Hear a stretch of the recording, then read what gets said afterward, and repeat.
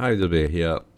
It's one more day to patch and 0.20. So I'm going to briefly run through Amazon, basically because I'm going to start it and then just run through some ideas, okay? So I'm going to figure out like what exactly are strong ascendancy points in terms of in terms of certain aspects I want to nail down in eggs.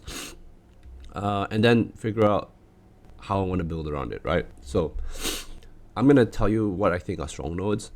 And I think Elemental Infusion is strong. I think this is strong. Critical Strike is strong. I think Penetrate is strong, but depends on how this works. And I think Ascendency Brew is strong, right? So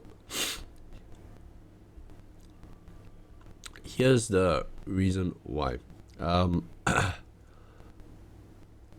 Ascendency Brew, extremely strong because life recovering mana and mana recovering life means that you can double dip on your flask usage.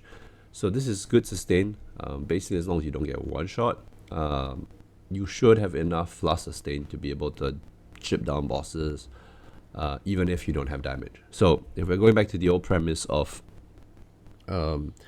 outlasting bosses, not just deleting them in 2 seconds, you would want something like this because sustain main basically gives you more chances to make mistakes, greater opportunities to actually capitalize on damage windows. Okay, so that's why I think this is valued, and I think a lot of people are undervaluing recovery because they don't understand this, right? So I would go as Ascendency Brew at some point. I think this is crucial. This also is extremely good because if you run something like Eternal Youth, you can do mana and ES recovery at the same time. So you can do double pull. And what I mean by that is you can use your ES pull and your mana pull both for EHP, which is something that, as I said, max hit is always a problem with POE, okay? POE2. On bosses, even in maps, you want an average of a 5k max hit, okay? And 5k max hit is a bit hard to get on a ranger or anything on the right side with without strength stacking. So that's the issue I'm facing, and so hence my idea of getting max hit is just like what I did last time with Cherry the Monk. Either go triple, which is life, yes, and mana, or as you know, all for your all of these triples are used for max hit, and then use something like Ascendency Brew for recovery, or you, I don't know, go bottom side and get life. I don't know. I don't think that works out. So so ES and mana probably will be what I'm gonna do to get EHP. That means top side 3. That means to right to top, right? Yeah. So that's that. When it comes to critical strike, this is pretty self-explanatory. So let's say your chance to hit is like 200%. You get 25% flat critical strike chance. So this is actually really, really strong if you can stack lots of accuracy.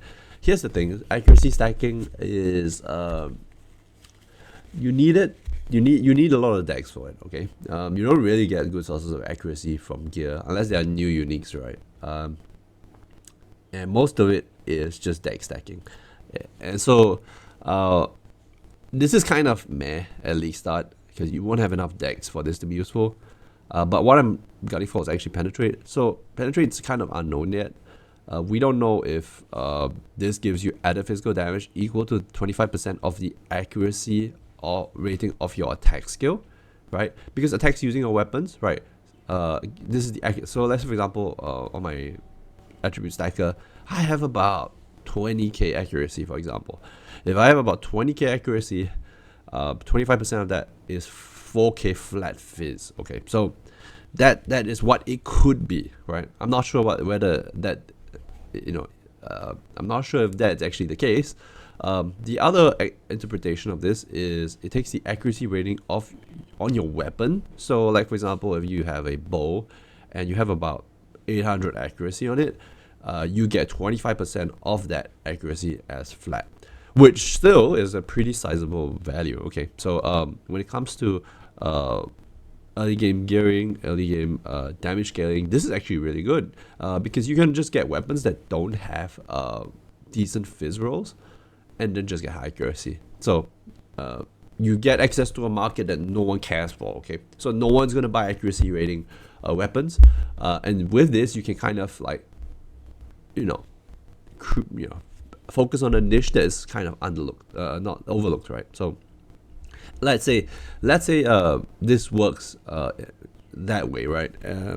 You could go staffs, right? You could get a staff with accuracy that no one's buying, like no one wants, and then you can scale damage like that. So very keen on using this to scale damage cheaply, but probably in the late game, if this only scales with weapon and not with the total accuracy rating of your attacks, this is kind of meh, and you only want this, right? Elemental Infusion is the other one that I think is really strong. 600% infusion damage.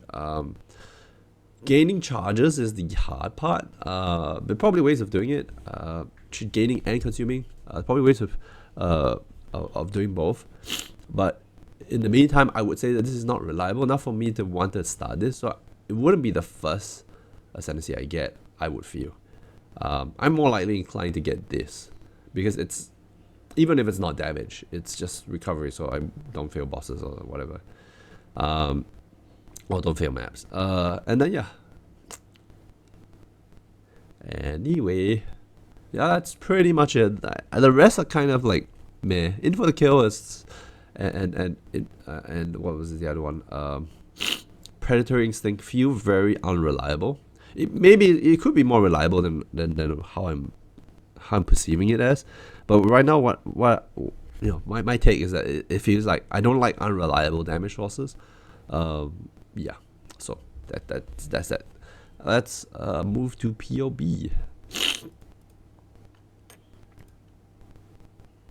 Wait, where's my POB?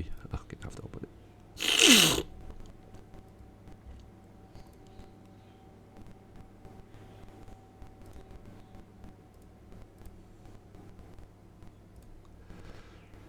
Okay, do I have what? Okay, we generally know what ranger pathing is gonna look like.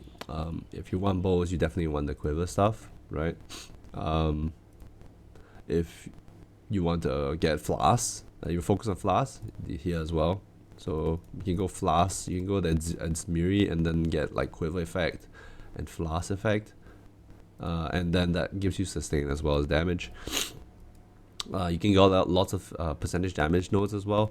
But I think in the end, you're generally going to have a very similar skill tree because this node is strong and this node is strong, okay? And almost always you see pathing to these two locations unless these two nodes get nerfed, because that's where your EHP or your max hit is going to come from. And if, okay, so spears are here, I believe. So you probably need, if you're going spears, you probably have to go somewhere here as well. If you're using some form of charge generation, like through this, you can also go here. You can scale crit, as well as some stats here. So unless the passive tree changes quite drastically, generally your pathing is going to be around the same. The good thing though is that like when it comes to POE2, cost of respec is not that expensive, frankly speaking. So if you know what you're doing, you generally will get it right. Like you get your tree right about like 60-70% there, and then the remaining 30% you just spend some currency or spend some gold to fix it. But yeah, I think endgame you want to get something like this. You want to hit Life, Eternal Youth, and then you want to hit Mind Over Matter, and then you just get like mana to a decent amount, and then yeah, that's your recovery. Okay, and then that's your hit pool, and then your recovery comes from its berries. So something like that, base structure of a tree. I don't know what these nodes will be like. If they are really strong, you might want to path them first if you're going a spear build. I don't know if like frenzy charge generation on spears are great. If they are, then you might want to just, you know, I don't think this is a charge class. I think the charge class is still Deadeye. So yeah. Yeah, so this is just a rough idea of how things are gonna go. There's a lot of elemental based nodes here, so if you're focusing on a specific type of elemental damage, you can just, you know, get these. Yep. Let's see. So for weapons, let's try craft a rare bow.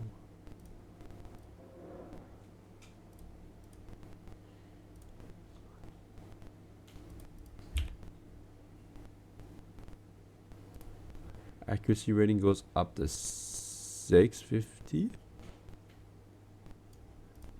And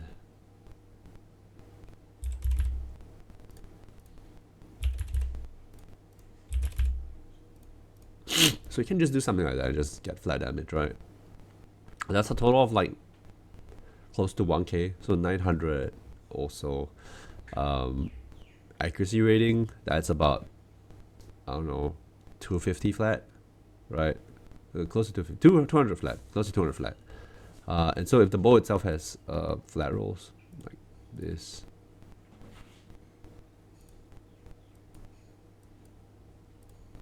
you have about 500 PDPS bow just like this.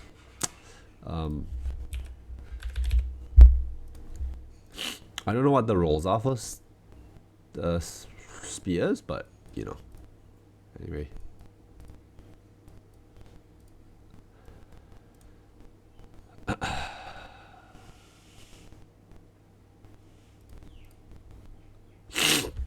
Sound good? Make sense? Wait, what is this? Yeah, does this like make sense to you? So your choice, I feel like the choice of weapon you go for depends on what skills are strong or what skills survive after patch, but also like depends on like what access you have to a weapon like this. Okay, so like if you get like if I can find like cheap weapons like this, I immediately respec to let me change to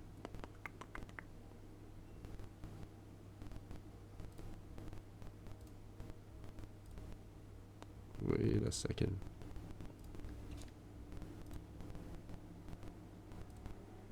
Yeah, I'll immediately change to this.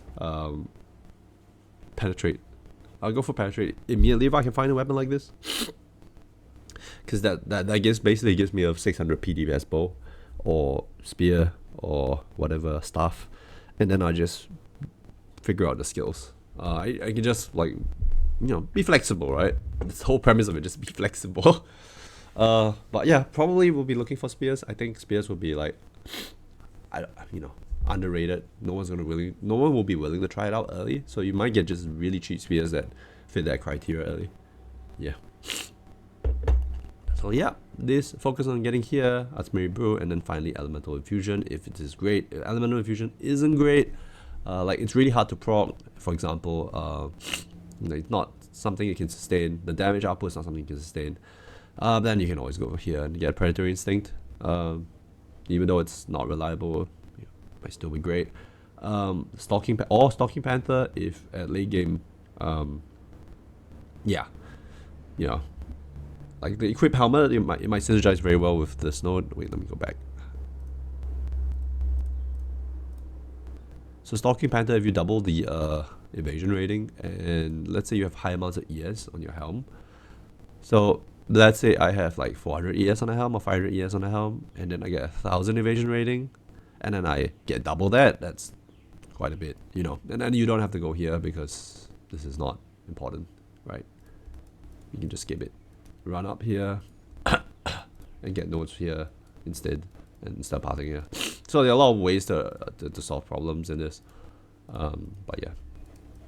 Sound good? Make sense? Alright. Hope you guys enjoyed this video. It's really short. I don't expect it to like super long. Wait, it's 15 minutes. Okay, it is kind of long. But yeah. Just saying, I think treat this like a brand new game. It's whatever you learn in early access in December no longer matters. That's how I would describe it. pretend that like you're starting early access all over again. There are some principles that will stay. So if you like understand boss mechanics, boss patterns, understand the damage windows, I think you're just gonna have an easier time anyway. So it's just, you know, scaling all your skills and all that. That one, you know, it's you gotta relearn everything. Okay, see you guys. Bye.